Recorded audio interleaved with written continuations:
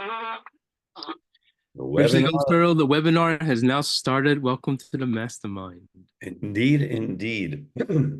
You are on Crazy the Florida road. weather out here, man. About it a little while ago, the skies opened up. It was deluging like crazy, ponding all over the streets.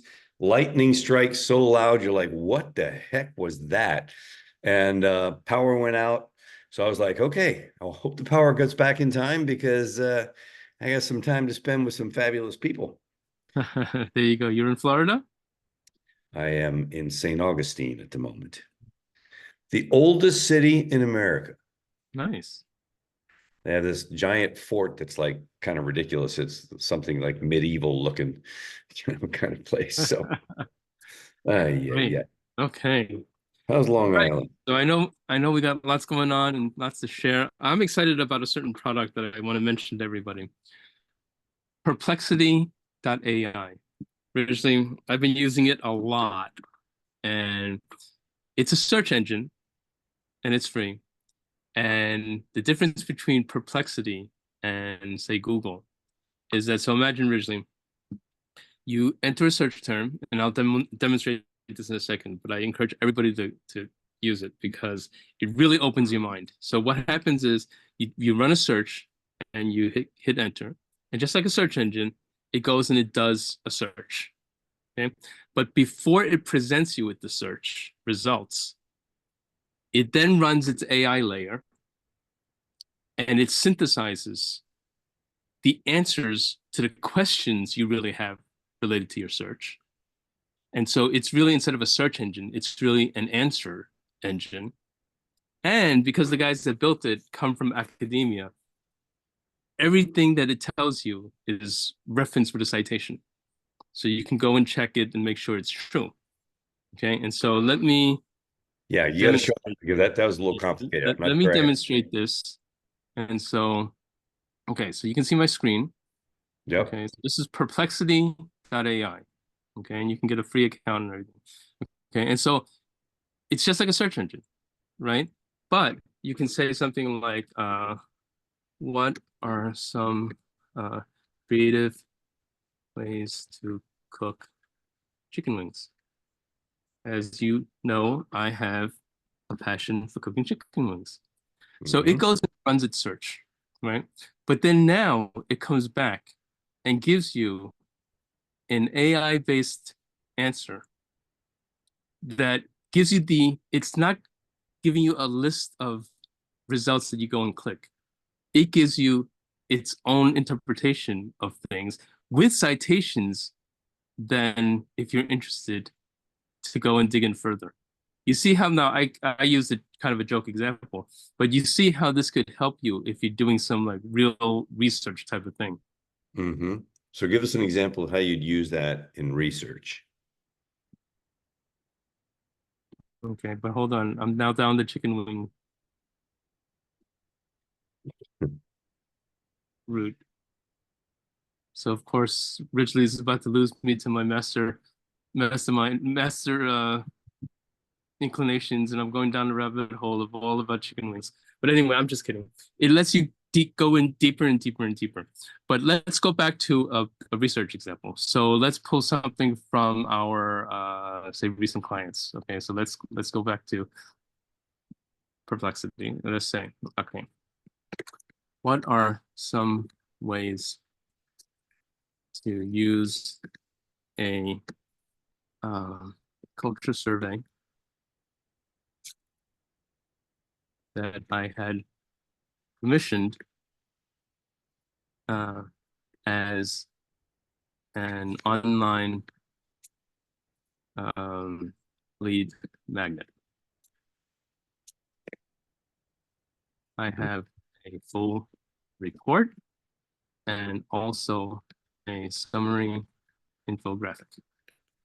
Okay, so this is something originally that I'm dealing with right now, and we've not yet asked AI, in this particular case, Perplexity, what it might suggest. Okay, so it's going to go and do a search, and it's running all kinds of searches, creative ways to use surveys, blah, blah, blah, whatever. But then visually, it formulates it as an answer and gives you advice, right? And then you read through it, and here's interactive Well, quiz. let's scroll back up for a second. Let's start at number one. Is pay attention here. Offer the full report as a downloadable PDF in exchange for an email address. This can be promoted as an exclusive, in-depth look at company culture trends. That's the number one thing it says. What is the very use that we're doing with that survey? It's exactly that.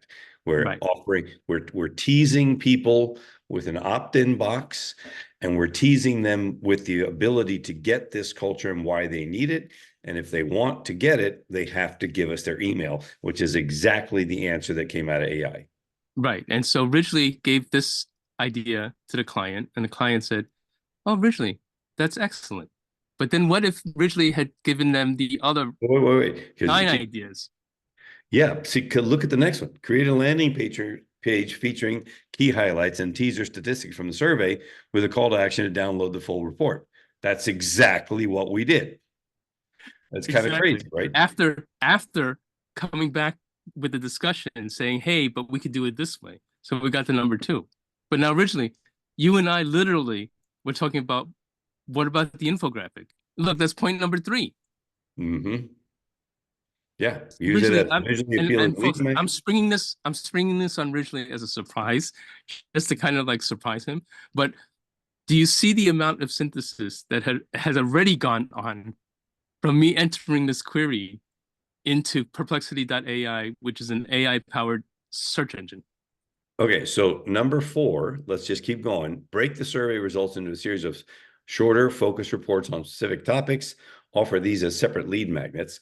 So we're doing that because we're creating an autoresponder sequence that when somebody opts in with giving us their email, point number one, because they landed on point number two, a landing page with highlights, etc. We're doing number four. You go to number five, host a webinar presenting key findings requiring registration, offer the full report.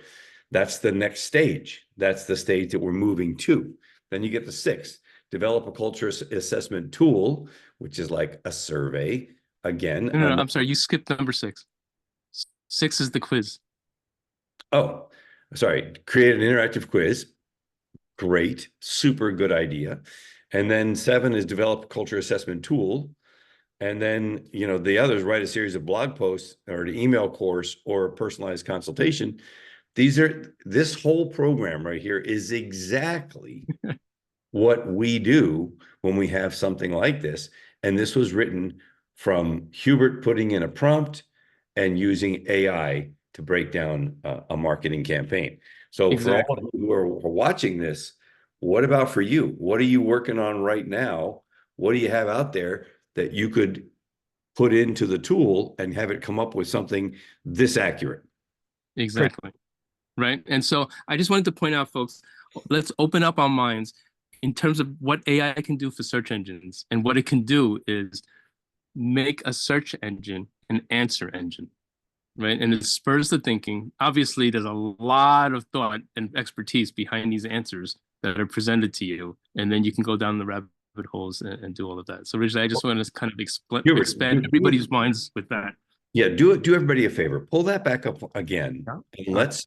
let's talk about how you drill down on something like this, because I think this would be super important. So let's pick any one of those numbers, Hubert, number four, number five, pick it, and ask the follow-up question of uh, number four. Let's say, hey, Mhm. that's a great idea. How do I go about creating a survey? Because you don't have to think, you don't have to figure all this stuff out. You can use AI to help you figure it out and accelerate the time that it takes to get things done.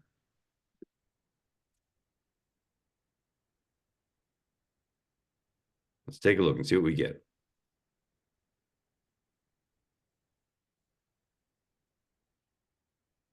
How do I use them? Okay, let's see. Okay, let's see how long it takes. And it's done. Scroll down. Identify key themes. That's a great place to start. and then make focus reports out of each one, and then support them with each theme and focus area's own blog posts, infographics, and social media posts. And then you can create landing pages specific to each of them and email campaigns for each of them. And now type in, how do I use all this to create a survey?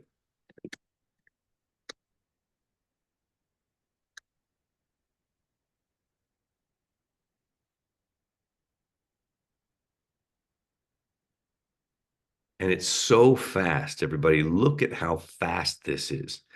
It's crazy. Now it gives you how to create a survey. Start with easy, non-personal questions to build rapport. Save more sensitive demographic questions for the end.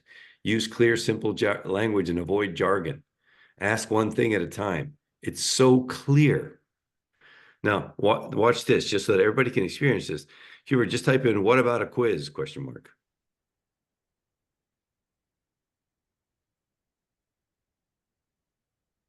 Folks, I hope you're getting this, man. It is super nuts how fast this happened. Look at this. Break up your survey into shorter pieces. Use them to create an interactive quiz. Identify key themes. Develop the quiz questions. Here's some examples. How often do you feel motivated to go above and beyond at work? Always, often, sometimes, rarely. Leadership effectiveness. How would you rate the communication skills of your direct manager? Excellent, good, fair, poor. Do you feel like you have a good balance between your work and personal life? Yes, always, most of the time, sometimes, rarely. Originally, I think this would be a great follow-up in that AR sequence that follows up when people ask for the full culture survey, and then we'd start dripping on them and ask and have specific emails about questions like work-life balance or diversity and inclusion. This is like a whole campaign in terms of these ideas right here. Mm-hmm. Then it gives you which quiz tool you want to use. A SurveyMonkey, we've used that many times. Typeform we've used also. I'm not sure about the other ones. And then create the quiz, and it tells you how much to do it and how to assign the points and customize the look. And then you start promoting it. How do you do that? Landing pages, social media, email, blogs, Oh right? man, giving you the sample quiz right here. Look at this. How healthy is your company culture? Yeah, look at that. Do you Originally, feel, this is a whole consulting engagement right here, just delivered on a plane. yeah, it's super nuts. And again, everybody, we talk about this a lot on the mastermind. It really is about learning to think like the tool, because the tool can do a ton of the work for you, right? Now, let's click on that. How can I make my quiz more engaging? Now it's going to give you ways. If you drill down just a little bit, I mean, we've been playing with this for about 10 minutes. Yeah. You And know, again, just so that everybody knows the difference, the sources right here, if you click through here, this is like acting like a regular search engine. You go to each of the sources. But this layer here in the answer is Perplexity's answer engine AI goes and synthesizes those results and creates you with the value right here in its own layer. mhm. And now it's giving you ways like gamification, points and badges, timers and challenges, personalization. It's just great. It's one of these mind-boggling things. You just say, what?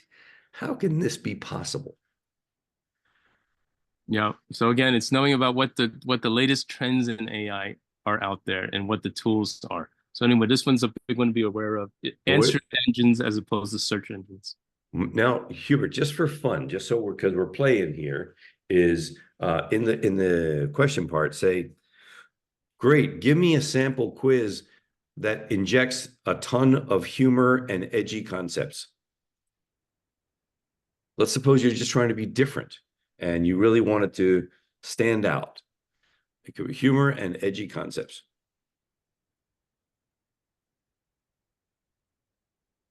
Let's see what it says. Again, all I'm doing is, there's an extra E, uh, is thinking like the tool. That's all I'm doing. All right, what do we got now? How edgy is your sense of humor? Ah, See, now it went off the reservation in a different direction because Right. my instructions were not clear enough. I should have said, take the current quiz that we have about culture and make that edgy and funny. But that's not what I did. So what does the tool do? It does what it's told to do. So now we go back and have, because this is a large language model and an iterative process, we actually go back and say, hey, wait, nope, not right. Hold on. Let's see what it says. Now it goes to work. Sample edgy and funny culture survey. How would you describe Yeah. the So great this is more overall, what we wanted. right? How would you describe the overall vibe of work? Hold on. A well-oiled machine, a circus, but in a good way. Well, hold on. This thing's running itself now. AI has now taken over. Hold on. It rewrote it. That's going to be an example. It's going to be down below.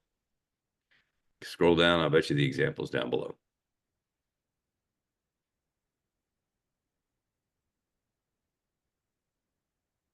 No. No, Hmm. it took it upon itself to replace what it was giving us with like instructional. Okay, so now These, say, these are good ideas too. Asking what animal, use creative rating scales.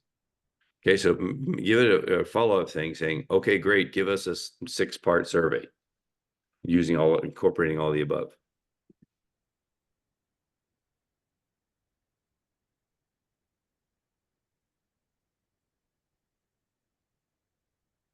Again, think like the tool team. Just be thinking, what could the tool do? What could it make easier for me? What's that look like? And we're talking in a matter of minutes, it comes up with stuff that is just incredible. The not so boring survey that help us shape our workplace. If if our company values were a superhero team, which one would be the leader? Integrity, innovation, uh, teamwork, customer, a little off the rail.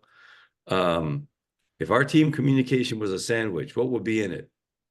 Open-ended question. Choose the TV workplace that most closely resembles ours. The Office, Parks and Recreation, Silicon Valley, Succession. Growth and development. If you could replace one meeting with any activity, what would it be? Rate your professional opportunities on a scale of watching paint dry to skyrocketing to the moon. What animal best represents your team work style? This is great. Right? Really, Yeah, really. this is great. Now, the reason why let me stop my share and then originally tell you why I kind of chose the culture survey. Because in the context of doing the culture survey for our client, we also had the opportunity to um, make a proposal, which you just did today, of using traditional mind types and its discipline and that whole thing to do culture work in a corporation. So I wanted you to kind of like, because we haven't actually talked to this group since we kind of switched focus more on the AI side, but our bread and butter was doing a lot of corporate culture work, specifically using the mind types. So if you're willing, since it's kind of fresh in our headspace right now, could we kind of go into a little bit of the mind types and its effect on culture? Well, so yeah, but let's talk about how wild AI is already. We put in a query into, was it ChatGPT we were using at that point? Yeah. ChatGPT 4.0, so 4 Omni, and about culture and mind types. Nothing else. A very simple query. With no details. No details. Because the tool is so much more educated than it used to be and has all this data, the answer it came back with said, you can use this to define the 7 different kinds of mind types. We'd never told that there were 7 kinds of mind types. It went out, found information about mind types, which everybody on this call knows about, and then started using the data that's out there in the universe without being told. Now, Hubert, talk to us. This is a really key question here. One of the big things is people needing to educate AI about the particular area of expertise to create a knowledge base that AI can tap into. It seems to me, A, that AI is already doing that, tapping into the vast body of stuff that's out there. And that while this knowledge base concept is totally relevant today, in the very near term, it may be a lot less relevant. What do you think? Yes, because it's going to be not that it's under the hood less relevant, but it's not explicit and it's going to be part of it in a done for you by the AI already space. Meaning, right now, to ensure the right answers, we are saying, hey, here's Ridgely's book on mind types. Hey, here are the 7 mind types. Here are the superheroes, the superpowers. Here are the kryptonites. Now, based on my website as well, go and answer questions about mind types. In the future, or maybe the future is here, because Ridgely and I were quite surprised yesterday, this literally happened, where without feeding it our proprietary information, we asked it a question mentioning our proprietary framework, and it goes and demonstrates prior training of it, whether it's because of us having asked it in the past or that we're reaching some sort of critical mass out in the world with it. It already knows and has already came. The AI came to the session pre-trained in our methodology, and we were quite tickled to say the least. Meaning, everybody, if you're capturing what Hubert's talking about, meaning that unless something is so proprietary that it's hidden or blocked in some way, there's a good chance that AI already knows about it. Exactly. And originally, I have a colleague, Andrew Dale, who I had on a couple of weeks ago when Ridgely couldn't be on the call. And he's always teaching us ways to get AI trained in our, meaning your proprietary information first before the competitors, so that when the general public queries about that topic, you come up first as a reference. So Richard, this was a living example of, I guess, because of the work we've been doing with the search engines and mind types, that it's getting out there now that AI is giving answers out, related to our stuff. We've been working with Andrew on trying to come up with ways to make sure AI knows of, say, our Denta websites for each of the geographies, and so that the AI will be more prone to feed those answers when asked about them. And let's talk about this for a second, because again, I'll get back to culture and mind types in just a second, but we're on this track. And I think it's really important for everybody that's catching this call, either live or recorded, to understand that the way searches are being done or were done historically is changing completely because of AI. What do I mean by that? In the old days, you would do this. You would say, I'm in St. Augustine, Florida. I want some chicken wings. I would say, chicken wings, St. Augustine. And I'd type that into Google. And then the machine would go out and it would find places that offer chicken wings in St. Augustine and give me a list of them. And that was the end of the search functionality. Now, instead, if I understand AI, I could type in something like, I'm looking for exotic chicken wings in St. Augustine that are spicy. And AI is going to come back and talk to me.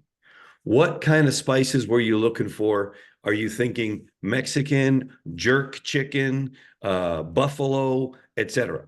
And then I'm going to talk back to AI. I really was thinking of classic spicy buffalo. And there's going to say, okay, great.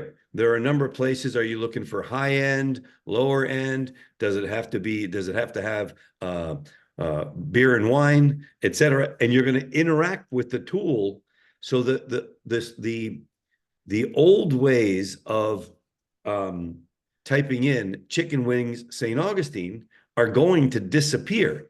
And oh, by the way, you're not even going to type it in. You're just going to say it. hey, looking for spicy chicken wings in St. Augustine, Florida, and I'd really like the place to be on the water, right? And it's going to talk to you. Now, why is this so important? If you have a business that relies in any way, shape, or form on organic traffic, as in traffic that is finding you because they're looking for what you have to offer, to be distinguished between that and paid traffic, which is traffic that you're paying to put your message in front of people. Because now you have to train the tool to use phrases that are much more normal that people would use. So it used to be, chicken wings, St. Augustine. You'd want to have chicken wings, St. Augustine, chicken wings, restaurant, St. Augustine, chicken wings, restaurant, St. Augustine, restaurant, chicken wings. And you literally all the permutations of chicken wings, restaurant, St. Augustine, you would want to maximize, right?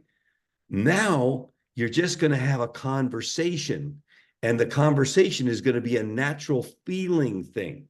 So we have to now learn how to talk to the tool in a way that sounds conversational and normal. And we have to get our content into the machine so that when somebody looks for, I'd like a waterfront place in St. Augustine that serves chicken wings at sunset and cold beer, it's in the system in that easy to recognize and deploy way, so you get chosen first, or you're going to just go way down the list because of not thinking like the tool. Hubert?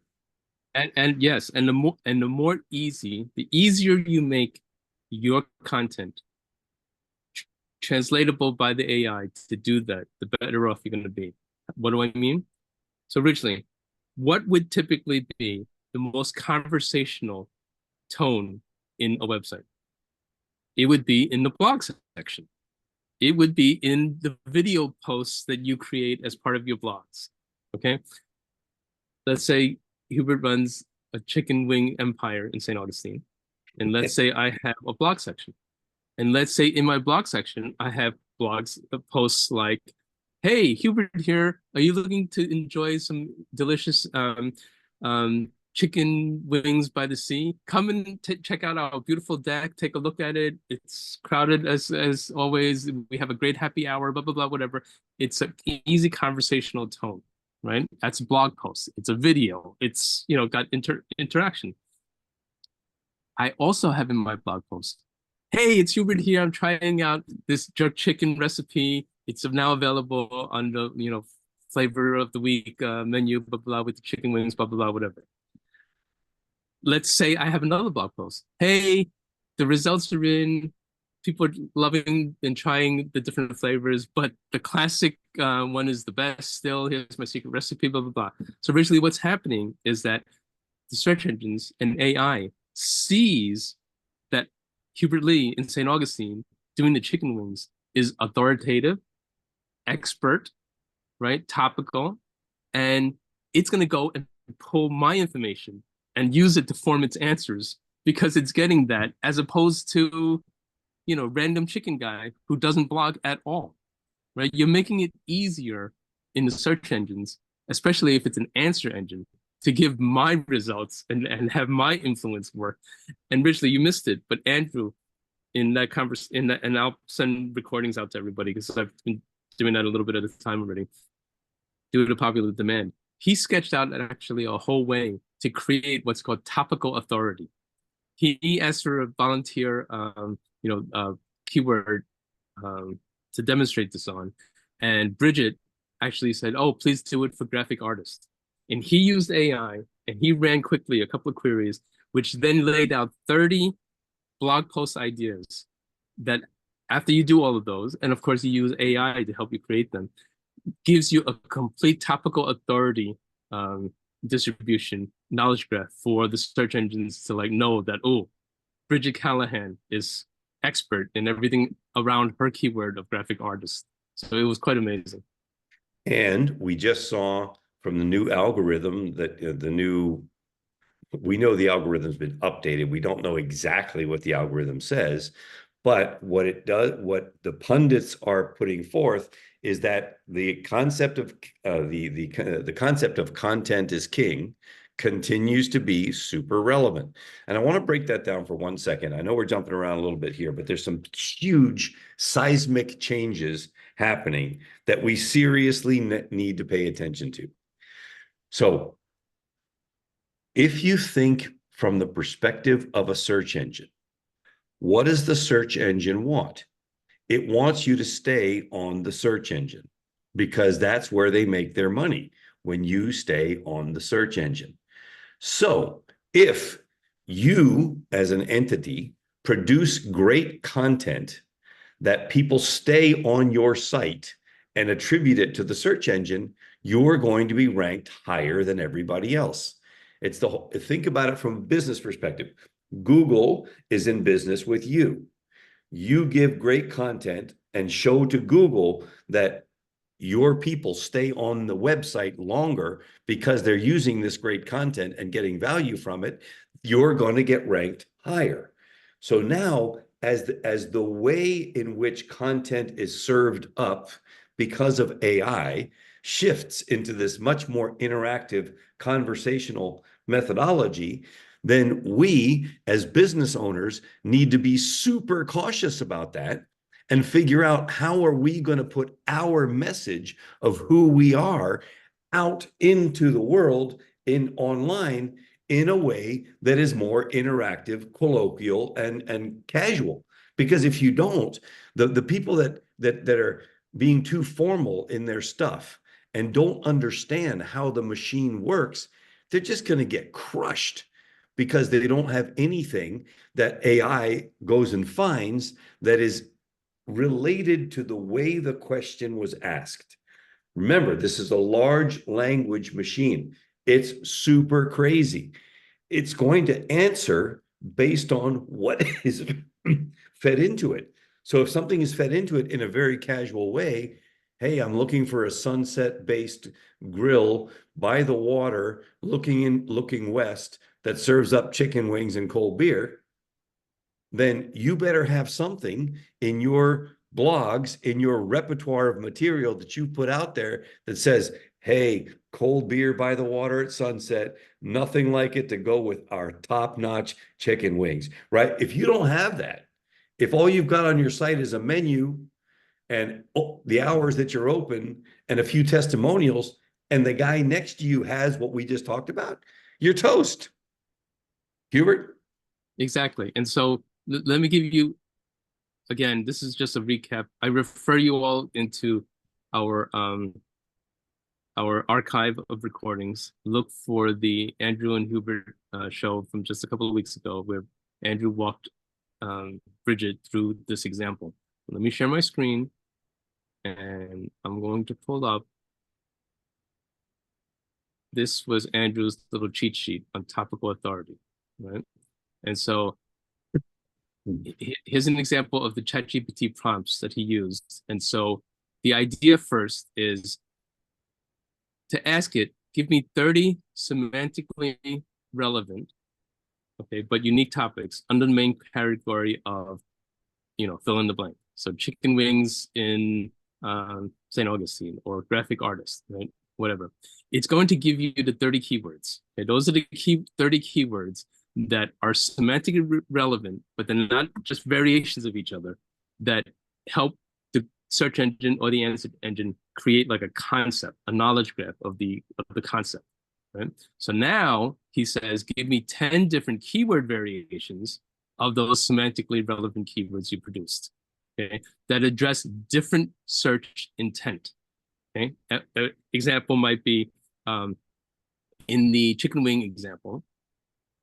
It would be cool to know if the person originally is asking, hey, where do I go and get some awesome chicken wings to enjoy with my friends at your establishment? Or is the person looking to cook chicken wings at home in their backyard, and so forth, right? So you want to own both spaces. So you want these keyword variations. So then now it's going to give you the 30 plus, the variations. Then he gets super fancy here. He specifies a couple of Chrome extensions, and he mentions the names of these back in the recording. And he goes and does a Google search with the first keyword. Then he takes his tool and he points it at those results of the first competitor. And you then back engineer what they're doing with their header tags. Okay. Then you tell it this: you're a content writer with 30 years of experience, create a detailed article outline on the subject chicken wings in St. Augustine. Using these headers, and that's the information from what he pulled, expand the article with even more detail without replacing any of the headers. Okay. And so then he says this article is meant to explain, educate, and persuade someone to want to purchase. In this example was from his custom pins project. The audience is looking to this. Our tone should be that. At least 2,000 words. Use the header tags 2 to 5. Blah blah blah. And out comes a whole article, and you put that on your blog, and you do that over and over again for those 30 things. Originally, this is a complete roadmap to making your blog show ultimate authority, and then that's how you get high up in both the search engines and also, more importantly, in the answer engines. Yeah. Anybody have any questions? I know some great comments happening in the chat. Please throw them in there, because it does take a minute. And I want to say this to all of us: be sensitive and forgiving, kind to yourself. It takes a minute to wrap your brain around what we're talking about. It took a minute to wrap my brain around it too. And not Hubert's a little faster than I am, but that's normal. I'm used to it. You kind of have to go, well, what? Well, oh, so the tool is now talking like we talk to a friend. Yes.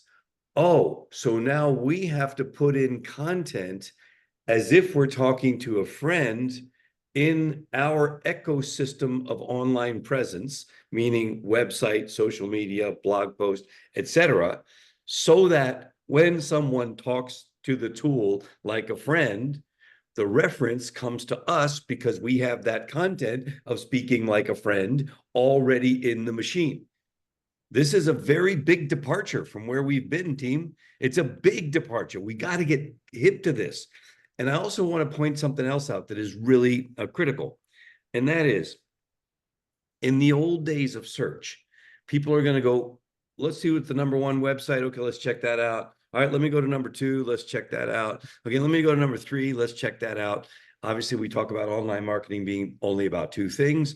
How do people find you? What happens when they do? Which is called traffic and conversion.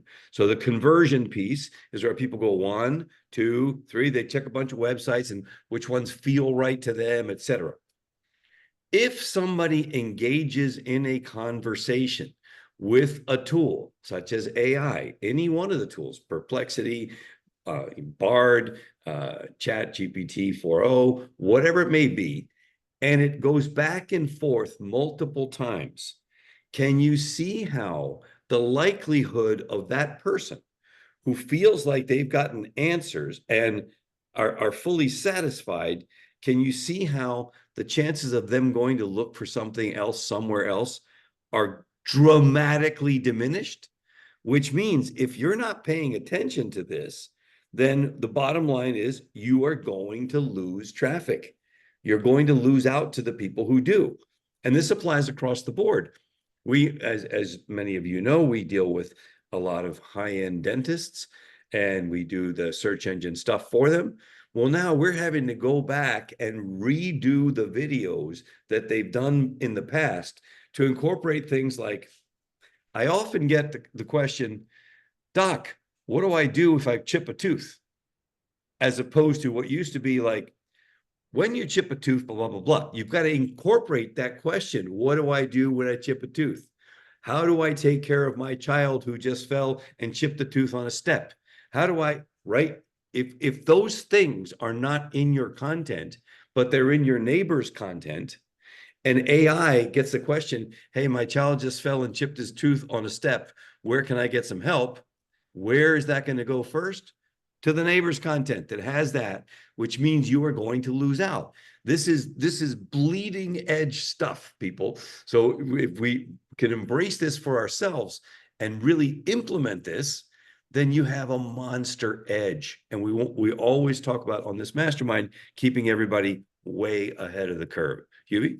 Yes, exactly. And I want to point out, as Ridgely and I have just recently experienced, the more blue sky your project, meaning when you're defining the space and creating the vocabulary, the more impactful you can actually use this to your benefit. So what I'm thinking of specifically, I'm just looking at the attendees list here originally. So Dr. R talked to us about that whole product safety thing. Okay, so getting that semantically related blog post system up sooner rather than later, art is going to really help you influence the answers that come out, in the engine, right? And so an incredible opportunity here to be, to take that first mover advantage. So I also want to recognize, is Jim on the line? Yes, Jim's on here. Jim has been keeping me up to date with what Mike Adams, the health ranger, alternate health advisor type of guy, what he's been doing with his project on a health-based AI engine. Okay, now Mike Adams is realizing that search engines are susceptible to kind of being gamed, whether on purpose or not, by uh, people, including their own makers, right? And so he has this project of natural health influence AI that actually he knows to be trained in a way that he's comfortable with, right? Not perhaps corrupted by big pharma or whatever. And so his version of using an LLM that's trained in a certain way or not unduly trained in opposing ways, that's a whole concept of making sure to choose your AI environment carefully as well, because as originally you and I know, you have to kind of know the bigger picture before you can trust everything outright. So thank you, Jim, for keeping me advised as to the status of what Mike Adams is doing with that project. And so, Hubert, from a practical perspective, what can our members, armed with this basically new information, and I do want to touch base also on the culture and mind tap in just a second, but armed with this new information, what are concrete steps that people can take to embrace this new way in Yes. which people are searching for things? So here's my,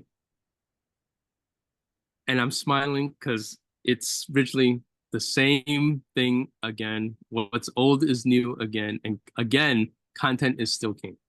And originally, who is better equipped to talk about their own content than the business owner, right? So you do not need to hire some fancy pants guru saying, hey, I'm going to rank you at the top of this engine or that engine.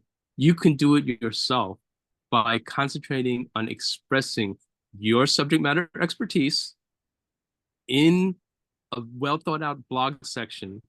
The challenge is not technology. The challenge is to sit your ass down and start writing your blog posts. I want Ridgely to speak to that for a minute because Ridgely and I have been on these kind of spurts in the past, and there was one thing that Ridgely did a while ago that was astoundingly successful. Ridgely, recount your story about how you said, "Oh, you know what?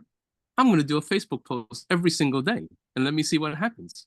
And one thing about Ridgely, folks, when he sets his mind to something, come hell or high water, he does it. Right? So I forget if it lasted for a month or two or whatever, but you created a video every day on Facebook, and like amazing things started to happen. Yeah, it was 1 minute, and I would literally riff about whatever. Usually, obviously, in my area of expertise, personal, professional development, online marketing, whatever. From anywhere I wanted, you just basically grab your tool, you got your phone, hit it on, put it up to yourself and talk into the phone, and started posting them. And all of a sudden, a following starts to develop. Some of them go viral, and you're looking like, why did that particular 1 minute message about finding your purpose, standing next to a lake, get 1,400 views in a day? I don't know. But I do know that if I keep putting out the content, you continue to win. So to what Hubert's point earlier, what he said is very, very true. You don't have to pay for this. You just got to do the work. This Yes. is an investment of brawn, not money. And if you do it, you're going to do really, really well. And you're the person who's best equipped to talk about your stuff. Yes, exactly. And you know what? The advent of AI makes it so easy, originally, to have suddenly a compelling slant to everything that you've been talking about for, the last 30 years or whatever, right? So it's like, so okay, so I'm cracking up inside. My kids, they love um, SpongeBob SquarePants, the cartoon, when they were kids. And there's an episode where they work at a fast food place making Krabby Patties, okay? And the boss wanted them to work the night shift, and they didn't want to. Oh, I don't want to, right? But the boss says, "Oh, but you'll be making cheeseburgers at night, and you'll be sweeping the floors at night." And they got all excited about how new and novel it was, because every task that they dreaded doing, now suddenly they were doing it at night. The equivalent, folks, is now it's like, oh, on AI, right? So no matter what your expertise is, let's go back to Dr. Art. Okay, so it's product safety, the impact of AI on it. Oh, it's this thing about products, the impact of AI on it. I'm looking here, Dr. Jean, photography, right? Oh, the impact of the latest AI tools, meaning you have native expertise in all this stuff.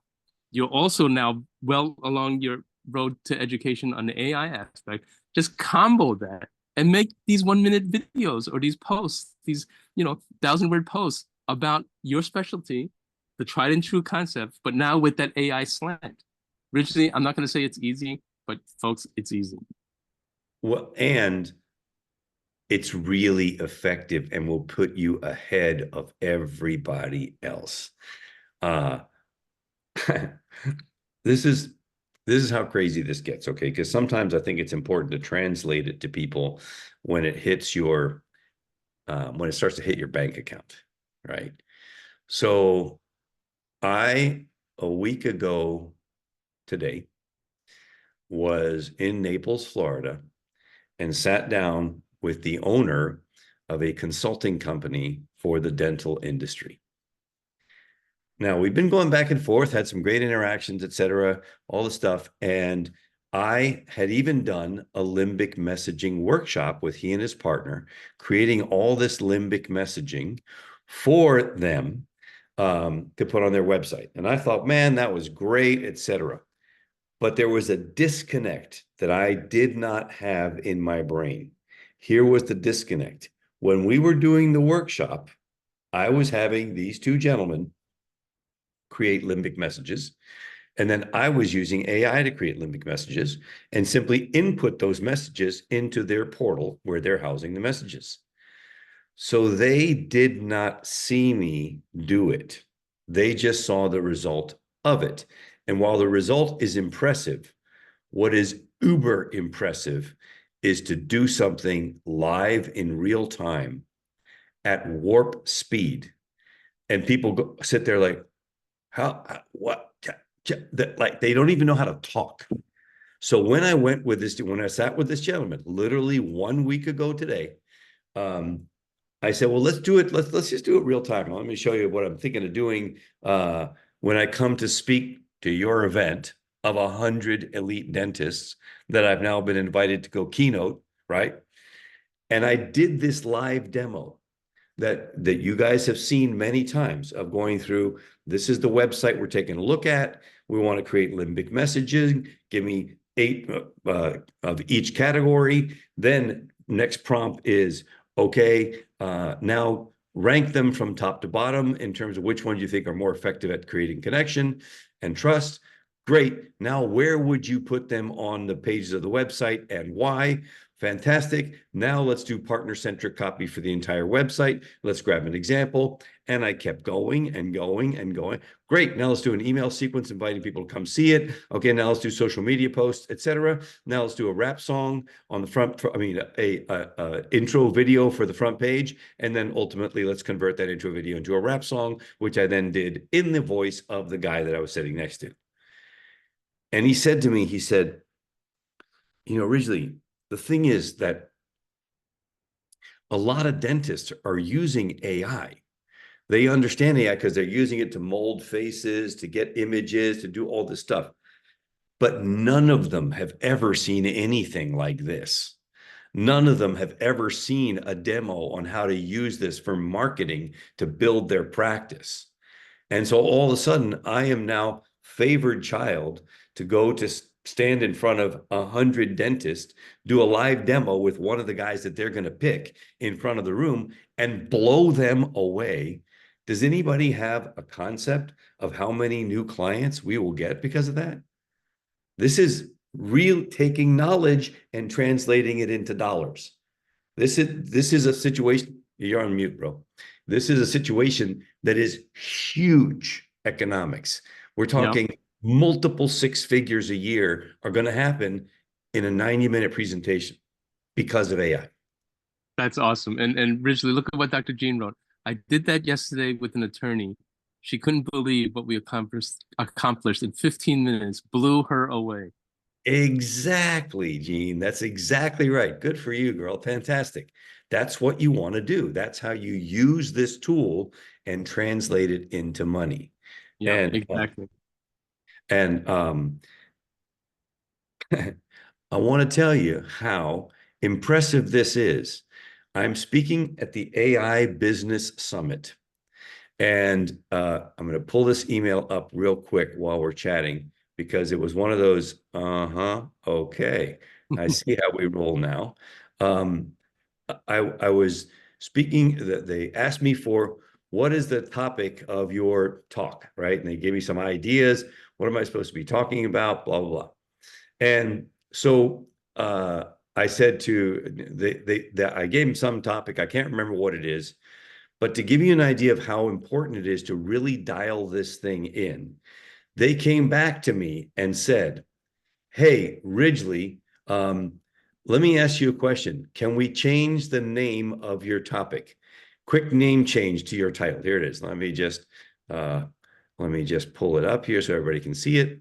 This literally happened yesterday or the day before. I can't remember, the last couple of days, where all of a sudden, can we change your presentation title to launch your business with AI in just 12 minutes?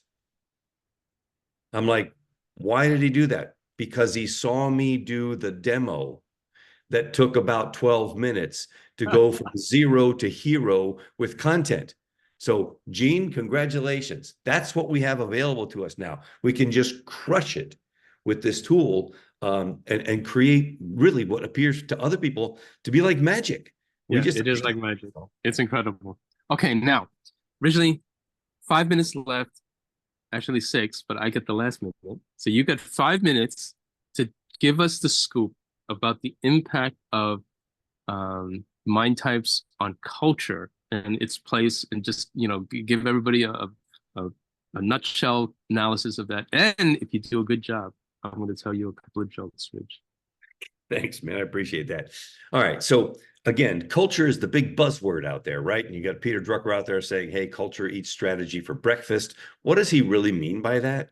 He really means that if people have an attitude of high performance, and they understand each other well enough to know where are the efficiencies, where is the synchronicity on the team, who has what superpower, how do we overcome certain kryptonites, then obviously they're going to do way better than a strategic plan that's on a piece of paper, right?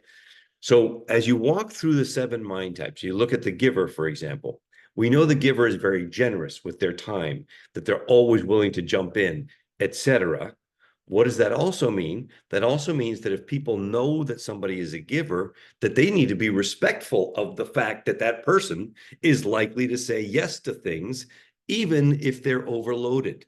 So if you did not know that piece of information, you'd just go to the yes person and put another monkey on their back. And all of a sudden, you'd get disappointed when those monkeys don't get taken care of because this person has said yes to too many things. But if you do have the knowledge and you understand the impact on culture of having something done or not done, then you're much more sensitive to the request you're going to make of someone who's a giver by definition. Now you go on to the connector. And the connector are people who just do what they say they're going to do. They're going to show up no matter what. They're going to be completely reliable. But you also know about a connector that they need the details. They need the numbers. They need the information because that can be trusted more than humans. So if I'm dealing with a connector, I'm going to give them way more information than I would if I wasn't dealing with the connector, so that I build that connection, so to speak, which is exactly what I did in the meeting last Friday, because I knew that the gentleman I was meeting with was a connector. And every email that I now send ends with, "Hey, man, so great connecting with you again. Can't wait to spend some more time together, build our relationship and friendship," using connector type terms and keywords is so super effective. Then you move on to understanding the problem solver. Where does the problem solver fit in a culture? Where if you know someone's a problem solver and you've got an issue you're working on, you could beat your head to death against the wall, or you could just go ask the problem solver. What do you also know about the problem solver? That they're unlike the connector, they're under communicators. They're not going to talk to you about what they've got going on until they've figured it out. However, it's not that they're trying to withhold anything.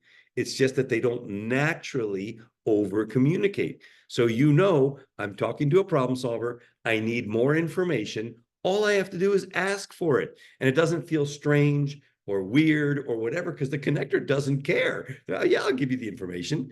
So you can see as you walk through the mind types, it applies at every level. On the innovator level, you know that they have shiny penny syndrome. They have it all over the place. They're constantly looking for better ways to do everything, to the point of being like weird, like what about this, and how about this, and how about that? So if you're looking to tweak something and make it better, why wouldn't you go to the person that naturally does exactly that, right?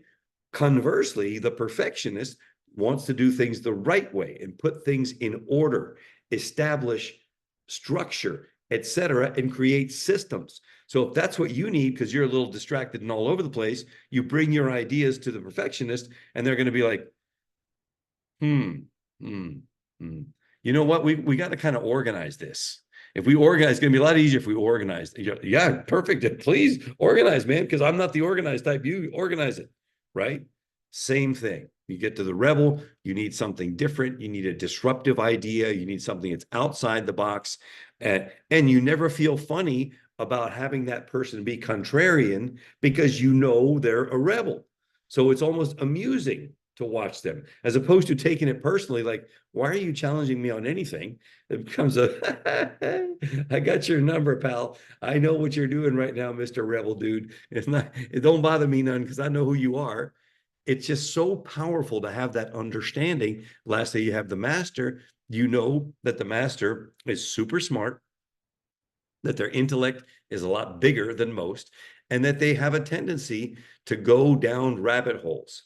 And if you know that already and they start going down a rabbit hole, you can communicate or you can listen, but at least you know what's happening and you're not getting in a funny place yourself. You know how to optimize the situation with each of the 7 mind types. Of course, you're going to create a better culture, and you're going to create a much more of a high performance culture. There you go. 5 minutes. I love that. That's awesome. Well, brilliant. Stay tuned, folks, for more training on mind types. You can also always get into your portal and look at the materials there. But just an inside scoop, we're rebuilding the whole mind types environment and coming up with some brand new materials. So super exciting. Originally, let's tell them when we're meeting next. It's next Tuesday, I believe. We're having a special July 4th holiday, pre-holiday session. Next Tuesday, I think it is at 3 p.m. Eastern. 3 p.m. 8 Eastern. p.m. Eastern Tuesday. And that's an open house, so we'll get some new folks in here. Okay, originally, you've earned your 3 jokes. Carefully curated, more summertime jokes, because for you people in the 97-degree weather there. So originally, what did the beach say to the tide when it came in? What did the beach say to the tide when it came in? I have no idea. Long time no see. Oh my God, that's Yeah. terrible. Then what did the ocean say to the shore? What did the ocean say to the shore? Yeah, nothing. It just waved. Oh And my originally, God. here's some career advice. What do you do if you get rejected for the job at the sunscreen company? This one's good, Richard. Put your thinking cap on. You got your thinking cap on. What do you do if you get rejected for the job at the sunscreen company? You reapply. Oh, God. That's a good one. All right, folks. By the way, check out this hat. This is the Prima Club. This is my daughter Camille's company. She has put together a clothing line for ballerinas. Check out theprimaclub.com and you will see what the ingenuity of the daughter of an entrepreneur who clearly is an entrepreneur can do. She did it 100% on her own without even telling me until it was up and running. So no help from me whatsoever. Go check out theprimaclub.com and shout Nice. out to Camille. Nice. Good luck, Camille, on that. And yes, keep asking your dad for that photo of him in the tights. All right, guys. Thank you very much. Have a beautiful weekend. Enjoy. And we'll catch you next Tuesday, just a few days from now. Thanks a lot. Bye, guys. Ciao.